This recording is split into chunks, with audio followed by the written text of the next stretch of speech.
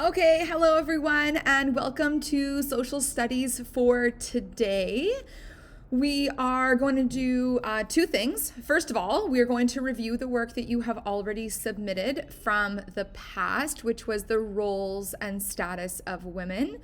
And so I'd like you to have out your work so that you can add in a couple of extra points if you notice anything that you might have been missing. And then secondly, we're going to go on and learn about the Ground Council today. And next week during our Zoom sessions, we're going to be doing an activity where you guys are going to be forming a Grand Council. So that means I'm going to put you into breakout rooms, and then you're going to be pretending to be a chief from a different nation. So we have to learn a little bit more about what happens in the Ground Council first today. All right, so first of all, okay, this is for the clan mothers, okay? There's some people that have not done their work, so I'm going to give some points right now. For these are the people that I did not see your work handed in for clan mothers. So I'm just going to give feedback for, let's see, social task done. If you have done it, but you didn't submit it or you want me to look at it, you need to hand that in to me. So I don't have it, then I can't really give you marks for it. Okay, so we're just going to go over the work that you guys have done. So what was the role and status of women within the Iroquois Confederacy? So just flip back to your pages so that you can maybe add in a couple of things. I pulled out some of the best examples of work, okay? So first of all, clans, okay? So Daniel here talked about, the question was what might happen if the clan system wasn't in place?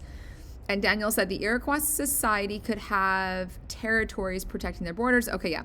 The clan system created a way to balance the loyalty and so that one clan didn't take over. Yeah, exactly. That is fantastic, Daniel.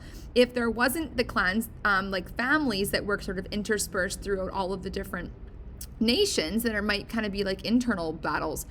And then Malik suggested here, if the clan system wasn't in place, each nation would try to seize control of the Iroquois. Although since it is in place, they won't, because each nation has family in each other. So that would have been an E-level response. Very, very, very well done. And then moving into the longhouse, here's Quinn's demonstration of the longhouse, which is kind of cool.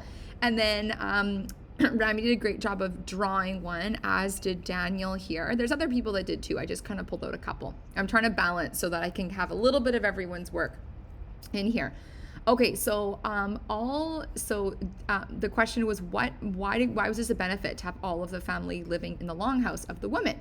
So Rami said, since all children were born in the Iroquois that lived in the mother's longhouse, this would have been beneficial to the clans of the Iroquois, because men had to go out and they could not take care of their children while they were at war. Yeah, so they would have had the mother to take care of the baby. Exactly. And also because it was so cold in that part of southern Canada and northern United States, people who have lived in that part of the world would know that they don't really want to go out, and the mother has to keep a pretty close eye on everything that's happening. So they would just spend all of their time there, while the men were more so out doing the hunting, and if there were any wars, they had to fight. And even though the longhouse, they were trying to stop wars once they signed the treaty, the Treaty of Peace. But yeah, exactly. And then Soyun says maybe because they thought, well, the men were out hunting, the woman should have the responsibility to be with the family because she has more time. Exactly. Okay, really good. So just one more little thing. I really appreciate it when you guys take pictures of your work that is kind of zoomed in, okay? Because I honestly, looking at all of these pictures, it's I think I need to get a pair of glasses or something.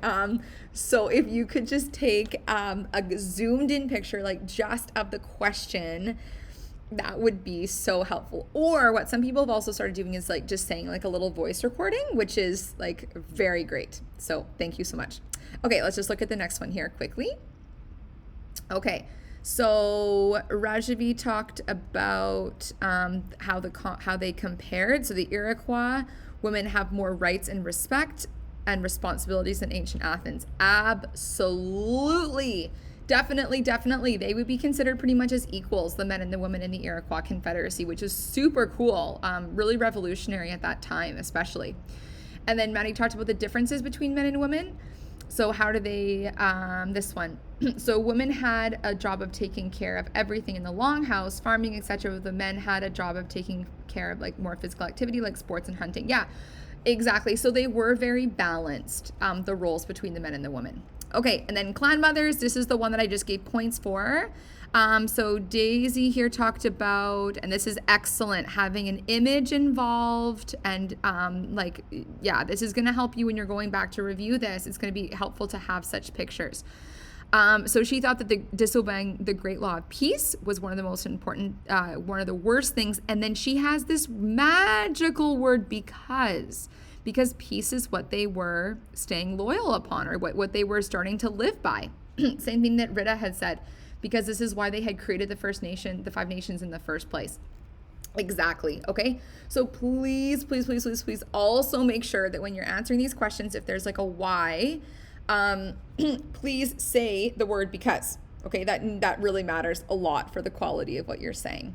Okay, so now we are going to go on to today's lesson, which is the Grand Council. Okay, so this is what it would have looked like inside of the Grand Council. There would have been all of these chiefs inside of the Grand Council meeting, and they would meet in Onondaga because that's the very center. They're the keepers of the fire, as we learned from earlier.